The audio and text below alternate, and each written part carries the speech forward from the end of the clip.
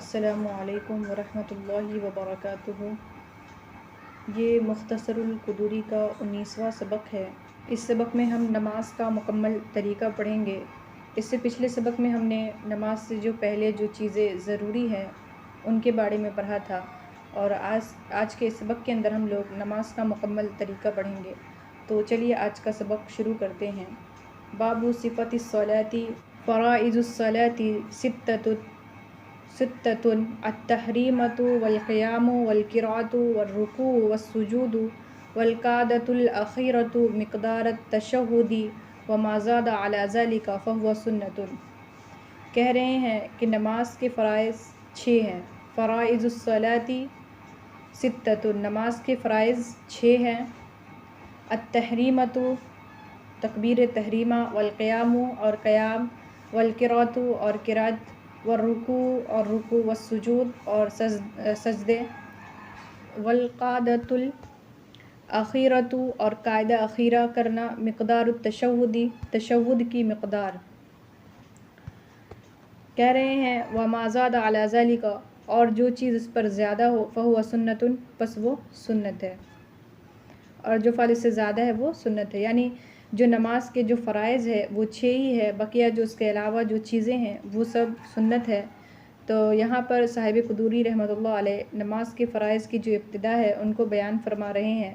سب سے پہلے بتایا ہے کہ نماز کے جو فرائض ہے وہ 6 ہے۔ نمبر 1 ہے تکبیر تحریمہ، یعنی اللہ اکبر لا الہ الا اللہ، یہ جو پوری تکبیر ہے وہ کہنا۔ نمبر 2 ہے قیام کرنا، یعنی کھڑے ہونا، اور نمبر 3 ہے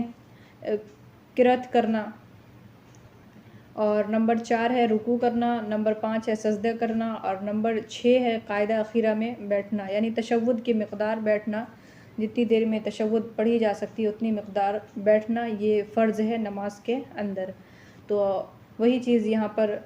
صاحب قدوری رحمۃ اللہ علیہ بیان فرماتے ہیں، اور کہتے ہیں کہ اگر اس سے زائد جو چیزیں ہیں، یعنی ان 6 چیزوں کے علاوہ جو چیزیں ہیں وہ تمام چیزیں سنت ہوگی، بقیہ یہ جو 6 چیزیں ہیں یہ نماز کے اندر فرض ہے۔ اب یہاں سے نماز کا مکمل طریقہ بیان کیا جا رہا ہے۔ کہتے ہیں وَإِذَا دَخَلَ الرَّجُلُ فِي صَلَاةٍ كَبَّرَ وَرَفَعَ يَدَيْهِ مَعَ التَّكْبِيرِ حَتَّى يُحَاذِي بِإِبْهَامَيْهِ شَحْمَةَ أُذُنَيْهِ فَإِنْ قَالَ بَدْلًا مِنَ التَّكْبِيرِ اللَّهُ أَجَلُّ أَوْ أَعْظَمُ أَوِ الرَّحْمَنُ أَكْبَرُ أَجْزَاؤُ عِنْدَ أَبِي حَنِيفَةَ وَمُحَمَّدٍ رَحِمَهُ اللَّهُ تَعَالَى وَقَالَ أَبُو يُوسُف رَحِمَهُ اللَّهُ تَعَالَى لَا يَجُوزُ إِلَّا أَن يَقُولَ اللَّهُ أَكْبَرُ أَوْ اللَّهُ أَكْبَرُ أَوْ اللَّهُ أَكْبَرُ أَوْ اللَّهُ أَكْبَرُ۔ کہہ رہے ہیں کہ وَإِذْ قَالَ دَخَلَ الرَّجُلُ فِي الصَّلَاةِ، اور جب آدمی اپنی نماز میں داخل ہو، کبّر تو تکبیر کہے، وَرَفَعَ يَدَيْهِ مَعَ التَّكْبِيرِ اور تکبیر کے ساتھ اپنے دونوں ہاتھوں کو اٹھائے، حَتَّى يُحَاذِي بِإِبْهَامَيْهِ شَحْمَةَ أُذُنَيْهِ، یہاں تک کہ ان کے دونوں انگوٹھے دونوں کانوں کی لو کے مقابل آ جائے۔ کہہ رہے ہیں فَإِنْ قَالَ بَدْلًا مِنَ التَّكْبِيرِ اللَّهُ أَجَلُ وَأَعْظَمُ أَوِ الرَّحْمَنُ أَكْبَرُ أَجْزَاؤُ عِنْدَ أَبِي حَنِيفَةَ وَمُحَمَّدٍ رَحِمَهُ اللَّهُ تَعَالَى، پس اگر کہے اللہ اکبر کے بدلے اللہ اجل، اللہ الاعظم، الرحمن الکبیر، تو امام ابو حنیفہ رحمۃ اللہ علیہ اور امام محمد رحمۃ اللہ علیہ کے نزدیک یہ کافی ہے۔ وقال ابو یوسف رحمہ اللہ تعالی، اور فرمایا امام یوسف رحمۃ اللہ علیہ نے، لا یجوز، جائز نہیں ہے، الا مگر ان یقول یہ کہ کہے اللہ اکبر، اللہ اکبر، او اللہ الاکبر، یا اللہ اکبر، او اللہ الکبیر، یا کہے اللہ الکبیر۔ یعنی یہاں پر امام قدوری رحمۃ اللہ علیہ فرماتے ہیں کہ جب آدمی اپنی نماز کے اندر داخل ہو جائے، یعنی نماز جب پڑھنے لگے، شروع کرے نماز پڑھنا، تو سب سے پہلی چیز تکبیر کہے، اور تکبیر کے ساتھ ساتھ اپنے دونوں ہاتھوں کو اٹھا لے، اور دونوں ہاتھوں کو اس طرح سے اٹھائے کہ اس کے دونوں ہاتھ کے جو انگوٹھے ہیں وہ کانوں کی لو تک پہنچ جائے، اور پھر کہا ہے کہ کہے اللہ اکبر، یا اس اللہ اکبر کہے یا اللہ اکبر کے بدلے کہے اللہ اجل یا اللہ الاعظم یا الرحمن الکبیر، تو یہ سب جائز ہے کہنا امام ابو حنیفہ اور امام محمد رحمۃ اللہ علیہ کے نزدیک۔ لیکن امام یوسف رحمۃ اللہ علیہ جو ہے وہ کہتے ہیں کہ نہیں، نہ ہی اللہ الاعظم اور نہ الرحمن الکبیر کہے، بلکہ اللہ اکبر کہے یا اللہ الاکبر کہے یا اللہ الکبیر کہے۔ تو یہاں پر ائمہ کا بھی اختلاف ہو گیا تکبیر کہنے میں۔ امام ابو حنیفہ اور امام محمد رحمۃ اللہ علیہ کہتے ہیں کہ اللہ اکبر کے بدلے اللہ العزل، اللہ العظیم، یہ تمام جو کلمات ہے یہ کہنا درست ہے۔ لیکن امام یوسف رحمۃ اللہ علیہ کے نزدیک یہ جائز نہیں ہے، بلکہ ایسا کہہ سکتا ہے کہ اللہ اکبر، اللہ الاکبر، اللہ الکبیر۔ اب آگے چلتے ہیں۔ اب آگے کہہ رہے ہیں وَيَعْتَمِدُ بِيَدِهِ الْيُمْنَى عَلَى الْيُسْرَى، کہ اپنے دائیں ہاتھ سے بائیں ہاتھ کو پکڑے۔ يَضَعُهُمَا تَحْتَ السُّرَّةِ ثُمَّ يَقُولُ سُبْحَانَكَ اللَّهُمَّ وَبِحَمْدِكَ وَتَبَارَكَ اسْمُكَ وَتَعَالَى جَدُّكَ وَلَا إِلَٰهَ غَيْرُكَ، پھر اور رکھے اپنے دونوں ہاتھوں کو ناف کے نیچے، پھر کہے سبحانک اللہم وبحمدک وتبارک اسمک وتعالی جدک ولا الہ غیرک، ویستعیذ باللہ من الشیطان الرجیم ویقرأ بسم اللہ الرحمن الرحیم، پھر کہے اعوذ باللہ من الشیطان الرجیم اور کہے بسم اللہ الرحمن الرحیم۔ کہہ رہے ہیں ویسر بہما، اور ان دونوں کو آہستہ آواز سے کہے۔ تو یہاں پر وہ تکبیر کے بعد جو ہے وہ تکبیر کے بعد اب ہاتھوں کو باندھنا ہے، تو ہاتھوں کے باندھنے کا طریقہ آپ بیان کر رہے ہیں کہ اپنے دائیں ہاتھ سے بائیں ہاتھ کو پکڑ لے، یعنی دائیں ہاتھ کی جو ہتھیلی ہے اس کو بائیں ہاتھ پر رکھ کر پھر اس کو ہتھیلی سے اس ہاتھ کو پکڑ لے اور پھر اپنے ہاتھ کو ناف کے نیچے باندھ لے۔ یہ طریقہ مردوں کے لیے ہے، عورتوں کے ہاتھ باندھنے کا طریقہ دوسرا ہے۔ عورتوں کے لیے ہے کہ وہ اپنے ہاتھوں کو سینے پر باندھے، اور مردوں کے لیے ہے کہ اپنے ہاتھ کو ناف کے نیچے رکھے۔ پھر کہہ رہے ہیں کہ ہاتھ کو باندھنے کے بعد پھر ثنا پڑھے، یعنی مکمل ثنا پڑھے، ثنا سبحانک اللہم وبحمدک، یہ پورا پڑھے، پھر اعوذ باللہ پڑھے اور پھر بسم اللہ الرحمن الرحیم پڑھے، اور ان دونوں کو آہستہ آواز سے پڑھے۔ اب آگے چلتے ہیں۔ آگے کہہ رہے ہیں ثم یقرأ فاتحۃ الکتاب وسورۃ معہا، پھر سورہ فاتحہ پڑھے اور سورہ فاتحہ پڑھے اور اس کے ساتھ کوئی سورہ پڑھے۔ او ثلاث آیات، یا 3 آیتیں پڑھے، من ای سورۃ شاء، جس صورت میں سے چاہے وہ 3 آیتیں پڑھے۔ وقال الامام، اور جب کہے امام وللضالین قال آمین، تو آمین کہے۔ ویقول المؤتم ویخفیہا، اور مقتدی بھی کہے آمین آہستہ سے۔ یعنی اب یہاں پر بتا رہے ہیں کہ جو نمازی ہے ان کو چاہیے کہ وہ سورہ فاتحہ پڑھے اور سورہ فاتحہ کے ساتھ کوئی سورہ ملائے، یا اس کے سورہ نہ ملائے تو اس سے 3 آیتیں کے بقدر کوئی آیت ملائے، کسی بھی صورت میں سے 3 آیت کو ملائے سورہ فاتحہ کے ساتھ۔ اور کہہ رہے ہیں کہ جب امام وللضالین کہے تو ساتھ میں مقتدی بھی آمین کہے، اور جو امام ہیں نماز جو پڑھا رہے ہیں وہ بھی آمین کہیں گے، لیکن دونوں آہستہ سے آمین کہیں۔ سورہ فاتحہ کے آخر میں امام بھی آمین کہیں گے اور مقتدی جو ہے وہ بھی آمین کہیں گے، لیکن آہستہ سے۔ پھر آگے کہہ رہے ہیں ثم یکبر، پھر تکبیر کہے، ویرکع، اور رکوع کرے، ویعتمد بیدیہ علی رکبتیہ، اور رکھے اپنے ہاتھوں کو اپنے گھٹنے پر، ویفرج اصابعہ، اور چھوڑ دے اپنے ہاتھ کی انگلیوں کو اپنے حالت پر، ویبسط ظہرہ، اور اپنے پشت کو ہموار رکھے یعنی سیدھا رکھے، ویرفع راسہ، اور اپنا سر نہ اٹھائے، ولا ینکسہ، اور نہ جھکائے، ویقول، اور کہے فی رکوع کے اندر سبحان ربی العظیم، سبحان ربی العظیم ثلاثاً 3 مرتبہ، وذالک ادناہ، اور وہ اس کا ادنا درجہ ہے، ثم یرفع راسہ، پھر اٹھائے اپنے سر کو، وَيَقُولُ اور کہے سَمِعَ اللّٰهُ لِمَنْ حَمِدَهُ، وَيَقُولُ مُؤْتِمُ رَبَّنَا رَبَّنَا لَكَ الْحَمْدُ، اور مقتدی کہے ربنا لک الحمد۔ اب اس عبارت کے اندر کہہ رہے ہیں کہ جب ہاتھ وغیرہ باندھ لیا اور ثنا وغیرہ پڑھ لی تو پھر تکبیر کہے اور پھر رکوع کرے، اور رکوع میں جو ہے وہ اپنے ہاتھوں کو اپنے گھٹنے پر رکھے اور اپنی انگلیوں کو کشادہ چھوڑ دے، مطلب انگلیوں کو کھلا ہی چھوڑ دے، اور اپنی پیٹھ کو جو ہے وہ سیدھی کر لے اور اپنے سر کو نہ اٹھائے اور نہ جھکائے، یعنی سر کو نہ زیادہ جھکا دے اور نہ ہی اٹھائے، برابر رکھے۔ پھر کہے رکوع کے اندر سبحان ربی العظیم 3 مرتبہ کہے، اور یہ ادنیٰ درجہ ہے، اب 7 مرتبہ بھی کہہ سکتے ہیں۔ ثم یرفع، پھر اٹھائے اپنے سر کو، یعنی رکوع میں جانے کے بعد اور سبحان ربی العظیم پڑھنے کے بعد پھر اپنے سر کو اوپر اٹھائے اور کہے سمیع اللہ لمن حمد، یعنی یہ امام کے لیے ہے کہ وہ کہیں گے سمیع اللہ لمن حمیدہ، اور جو مقتدی ہے وہ کہے گا ربنا لک الحمد۔ یہاں پر جو رکوع سے اٹھنے کے بعد کی جو تکبیر ہے سمیع اللہ لمن حمد ربنا لک الحمد، یہاں پر ائمہ کا اختلاف ہے۔ امام ابو حنیفہ رحمۃ اللہ علیہ کے نزدیک امام صرف سمیع اللہ لمن حمد کہے گا، ربنا لک الحمد امام نہیں کہیں گے، اور مقتدی جو ہے وہ صرف ربنا لک الحمد کہے گا، سمیع اللہ لمن حمد نہیں کہے گا۔ اور صاحبین رحمۃ اللہ علیہ کے نزدیک صرف امام جو ہے وہ آہستہ سے ربنا لک الحمد کہیں گے، بقیہ امام سمیع اللہ لمن حمد نہیں کہیں گے۔ اور امام شافعی رحمۃ اللہ علیہ جو ہے ان کے نزدیک امام اور مقتدی دونوں جو ہے سمیع اللہ لمن حمد اور ربنا لک الحمد دونوں کو پڑھیں گے، یہ امام شافعی رحمۃ اللہ علیہ کے نزدیک ہے۔ اور امام ابو حنیفہ رحمۃ اللہ علیہ کے نزدیک ہے کہ امام جو ہے وہ صرف سمیع اللہ لمن حمد کہیں گے،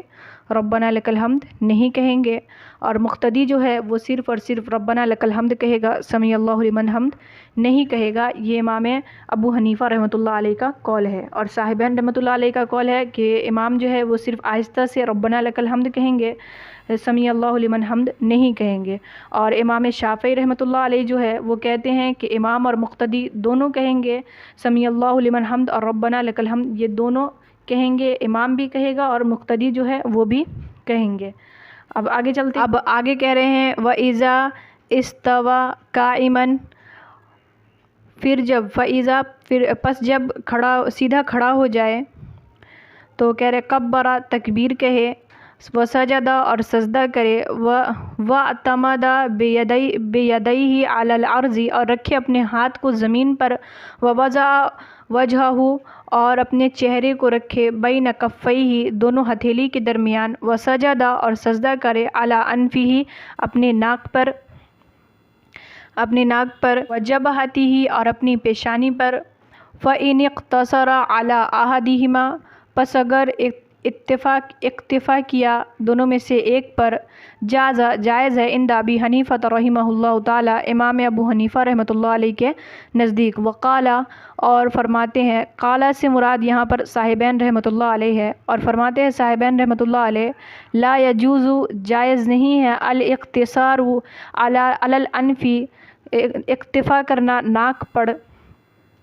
الا من عذر مگر کسی عذر کی وجہ سے۔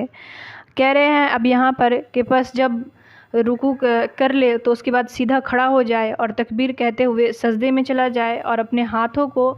زمین پر رکھ دے، اپنے دونوں ہاتھوں کو زمین پر رکھے اور اپنا جو چہرہ ہے اس کو دونوں ہتھیلی کے درمیان رکھے اور اپنے ناک پر اور اپنے پیشانی پر سجدہ کرے، ناک اور پیشانی پر سجدہ کرے۔ اور اگر کسی نے کسی ایک چیز پر یعنی ناک ہی پر اتفاق کر لیا، صرف ناک پر ہی سجدہ کر لیا تو یہ جائز ہے امام ابو حنیفہ رحمۃ اللہ علیہ کے نزدیک۔ اگر ناک کے بجائے کسی نے پیشانی پر ہی سجدہ کر لیا، ناک پر سجدہ نہیں کیا تو وہ بھی جائز ہے امام ابو حنیفہ رحمۃ اللہ علیہ کے نزدیک۔ لیکن صاحبین رحمۃ اللہ علیہ وہ فرماتے ہیں کہ جائز نہیں ہے اکتفا کرنا کسی ایک پر، یعنی ناک اور پیشانی میں سے کسی ایک پر سجدہ کرنے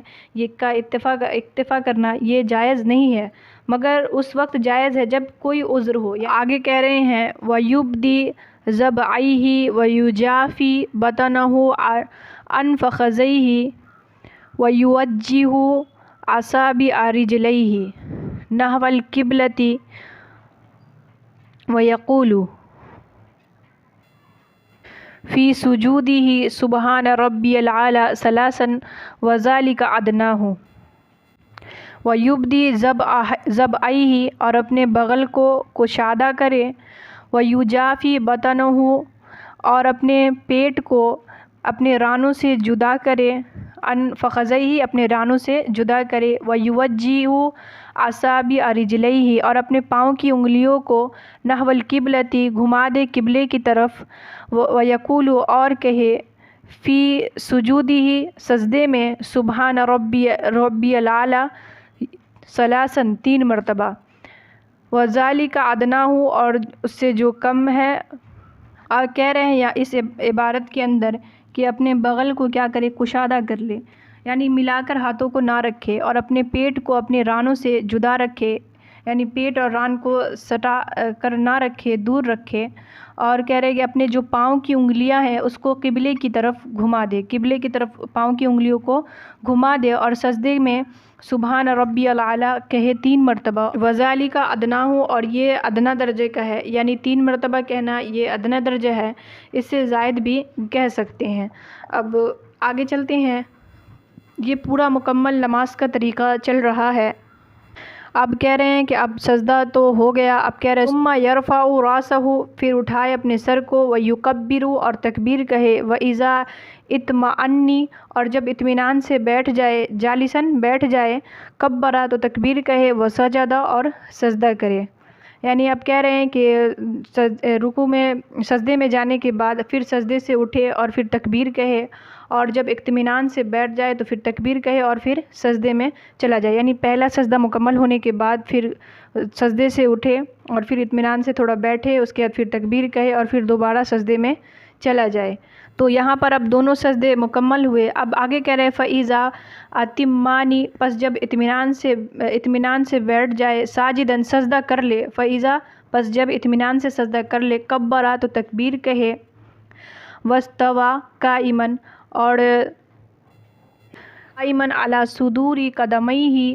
اور اپنے پنجوں کے سہارے سے کھڑا ہو جائے، ولا یعقد اور نہ بیٹھے، ولا یعتمد بیدیہ علی الارض اور نہ ٹیک لگائے اپنے ہاتھ سے زمین پر، یعنی کہہ رہے ہیں کہ پاؤں کے سہارے سے ہی کھڑا ہو جائے، نہ جو ہے بیٹھ کر اٹھے اور نہ ہی اپنے ہاتھ کو زمین پر رکھ کر زمین سے سہارا لے، بلکہ سیدھا کھڑا ہو جائے، نہ ہاتھ کا سہارا لے زمین پر رکھ کر اور نہ ہی بیٹھ کر اٹھے، بلکہ اپنے پنجوں کے بل پر وہ سیدھا کھڑا ہو جائے سجدے سے۔ تو یہاں پر جو پہلی رکعت تھی وہ نماز کی پہلی رکعت یہاں پر مکمل ہوئی۔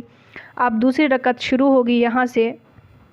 تو اب یہاں سے دوسری رکعت شروع ہو رہی ہے۔ کہہ رہے ہیں وَيَفْعَلُ فِي الرَّكْعَةِ الثَّانِيَةِ مِثْلَ مَا فَعَلَ فِي الْأُولَى کہ دوسری رکعت میں اسی کے مثل کرے جو اس سے پہلے رکعت میں کیا ہے، یعنی دوسری رکعت میں اسی طریقے سے کرے جو ہم نے اوپر پہلی رکعت میں کیا ہے، الا انہ مگر یہ کہ لا یستفتیہ ولا یتعوذ ولا یرفع یدیہ الا فی التکبیرۃ الاولی،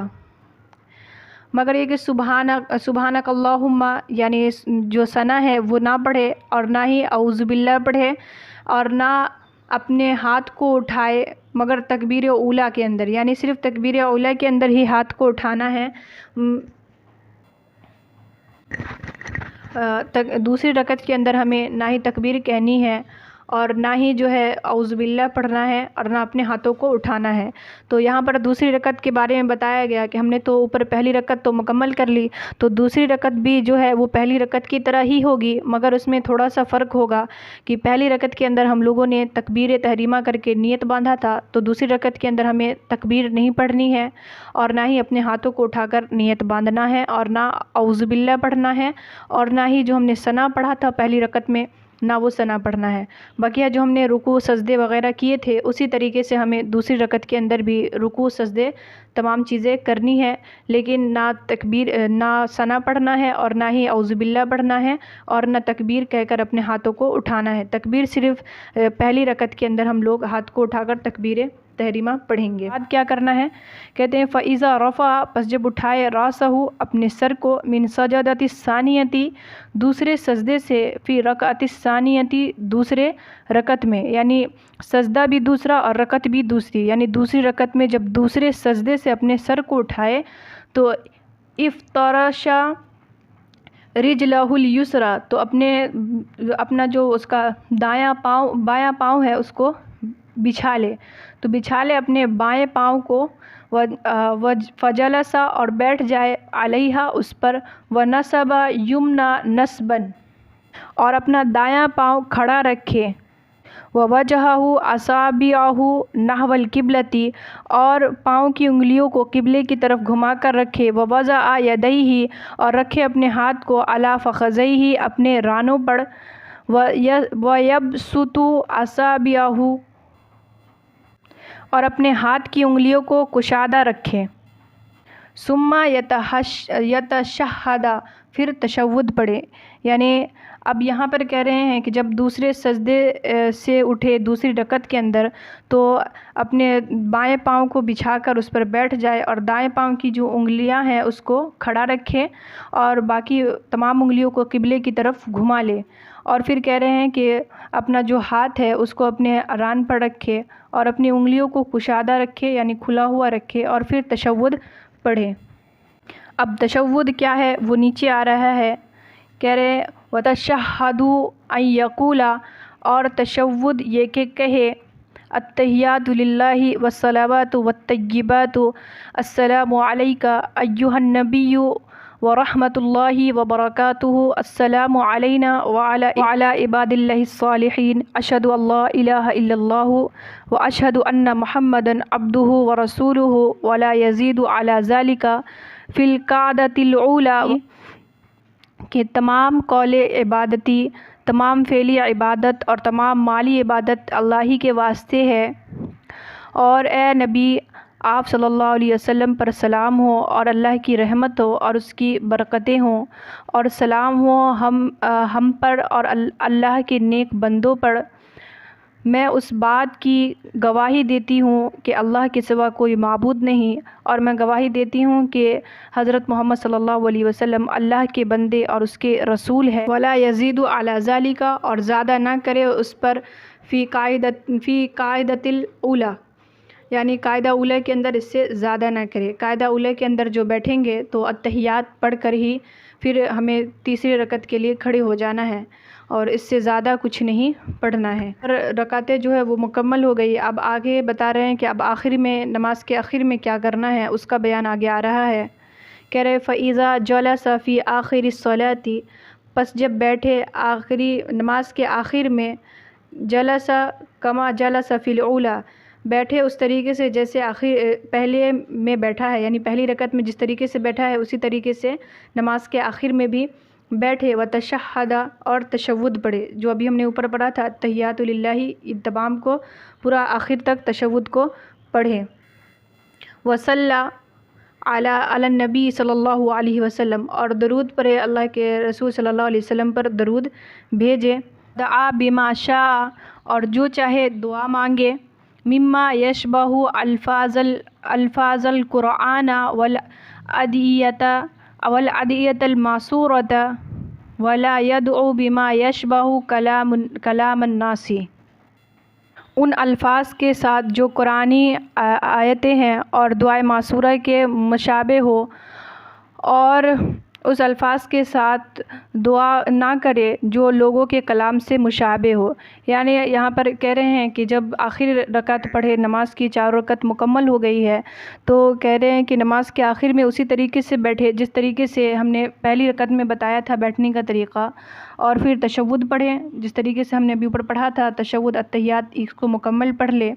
اور پھر جو ہے درود پڑھے، اللہ کے رسول صلی اللہ علیہ وسلم پر درود بھیجے، اور دعا مانگے جو بھی چاہے قرآنی الفاظ کے ذریعے دعائے معصورہ پڑھے اور قرآنی جو آیتیں ہیں اس کو پڑھے اور پھر دعا مانگے، لیکن اس میں لوگوں کے کلمات جو ہے اس کی مشابہت نہیں ہونی چاہیے۔ اس کا مطلب یہ ہے کہ دعا کے اندر یہ نہ کہے اللہم جوزنی فلاں، نہ ہو کہ اللہ میری اس سے فلاں سے میری شادی کرا دے، تو ایسے کلمات سے جو ہے اللہ تبارک و تعالیٰ سے دعا نہیں مانگنی ہے، بلکہ قرآنی جو آیتیں ہیں ان کے ذریعے دعا مانگنی ہے، انسان کے مشابہ والے جو کلمات ہیں ان کا استعمال نہیں کرنا ہے۔ ثم یسلم پھر سلام پھیرے، عن یمینہ اپنے دائیں طرف، ویقول اور کہے السلام علیکم ورحمۃ اللہ اور ان یساری مثل ذالک، اور بائیں طرف اسی طریقے سے کہے، یعنی جس طریقے سے دائیں طرف سلام پھیر کر کہا ہے السلام علیکم ورحمۃ اللہ، تو اسی طریقے سے بائیں طرف بھی سلام پھیرے اور کہے السلام علیکم ورحمۃ اللہ۔ تو یہاں پر نماز کا جو مکمل طریقہ تھا وہ پورا ہو گیا، اور جو 4 رکعت جو نماز پڑھنی ہے تو کس طریقے سے نماز کو ادا کریں گے، سجدے کیسے کریں گے، رکوع کیسے کریں گے، اس کا پورا طریقہ یہاں پر مکمل ہو گیا۔ باقی آگے فجر اور عشاء کی نماز میں جو کلمات کو زیادہ کرنے ہیں اس کا بیان آگے آ رہا ہے، انشاءاللہ اس کو ہم اگلے سبق میں پڑھیں گے۔ تو آج کے لیے بس اتنا ہی، امید کرتی ہوں کہ آپ کو ویڈیو اچھی لگی ہوگی۔ ویڈیو اچھی لگی ہے تو لائک شیئر کر دیجیے گا، اور اگر میرے چینل پر نئے ہیں تو چینل کو سبسکرائب کر کے بیل آئیکن بھی پریس کر دیجیے گا، تاکہ میری ہر آنے والی ویڈیو کی نوٹیفیکیشن آپ کو بالکل ٹائم پہ مل جائے۔ تو ملتے ہیں اگلے سبق میں، تب تک کے لیے اپنا خیال رکھیے گا۔ اللہ حافظ۔